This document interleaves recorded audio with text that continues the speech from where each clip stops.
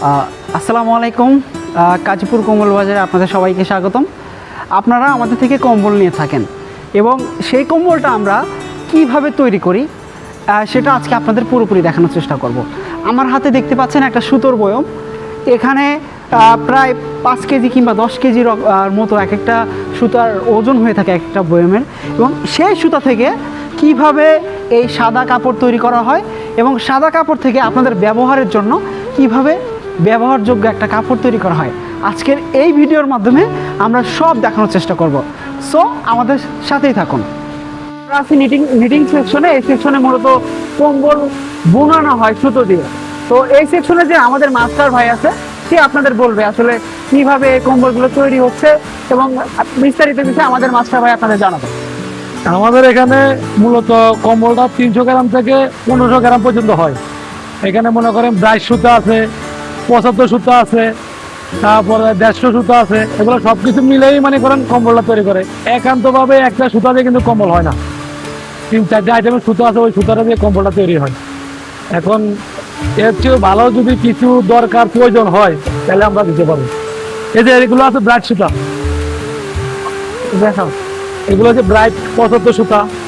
তারপরে এদিকে আসেন দেখাচ্ছি, এগুলো হচ্ছে 196। এই সুতাগুলোর দামও বেশি, কাজের মানও বেশি।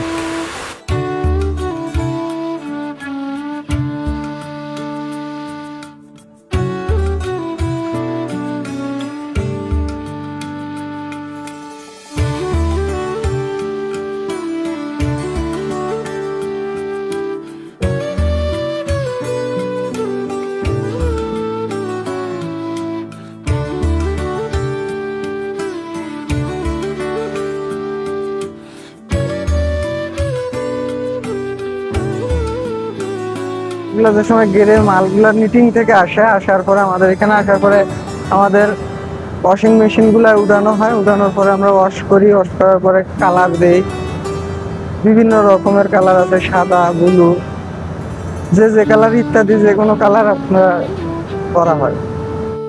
আমাদের এই কম্বলটা যখন রং করা হয়, ওয়াশিং মেশিনে যখন রং করা হয়, তখন সেই ওয়াশের থেকে রং করার পরে সে কাপড়টা ভেজা থাকে।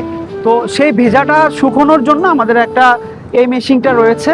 এই মেশিনটার নাম হচ্ছে হাইড্রোস মেশিন। এই হাইড্রোস মেশিনে কি করা হয় যে কাপড়টাকে পুরোটা শুকানোর জন্য একেবারে আমরা যেটাকে চিপানো বলি, সেই চেপানো যে সিস্টেমটা সেটা মেশিনের মাধ্যমে করা, যাতে কাপড়টাতে পানি না থাকে।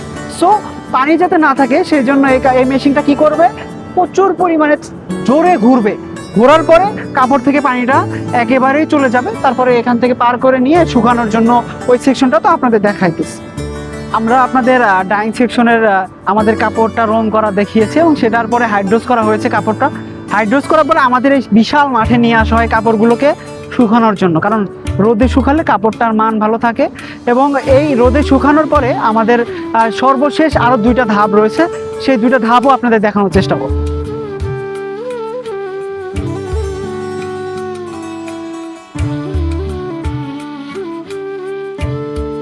তো কম্বলগুলো রোদে শুকানোর পরে সেই ওয়াশিং সেকশন থেকে যে কাপড়টা আসে সেটাকে আবার ব্রাশ সেকশনে নিয়ে আসা হয়।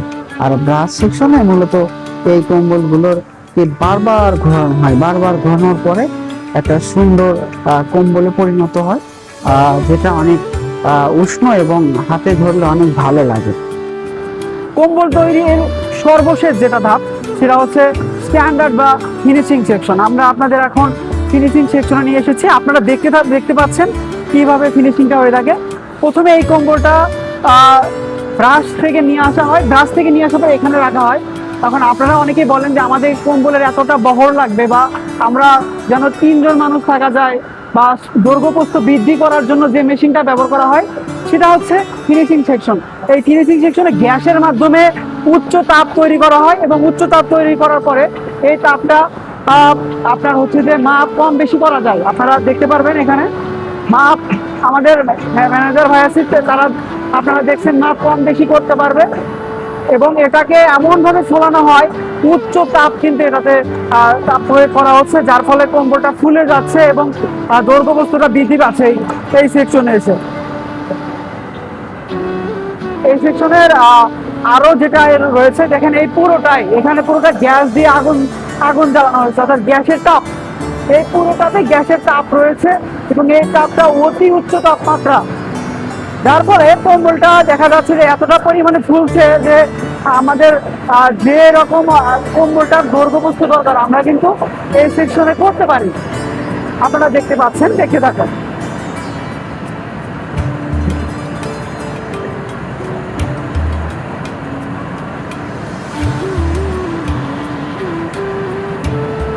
এই সেকশনটাতে মূলত আমাদের কম্বলের সর্বশেষ ধাপটা তৈরি হয়ে যাচ্ছে এবং এটা তৈরি হওয়ার ফলে এখান থেকে বাধাই করা হবে। বাধাই করার পরে এখানে মাপ দেওয়া হবে। মাপ দেওয়ার পরে এটা ফুল কমপ্লিট তৈরি করা। দেখতে পাচ্ছেন কালারগুলো অসম্ভব সুন্দর এবং অনেকটা মানে ব্যবহারের জন্য তৈরি হয়ে গেছে। এরপরে এটাকে এখানে ভ্যানে নিয়ে যা ট্রাকে তোলা হবে, যার যেরকম প্রয়োজন সেরকম ভিত্তিতে তারা রুল নিতে পারবে আমাদের এখান থেকে।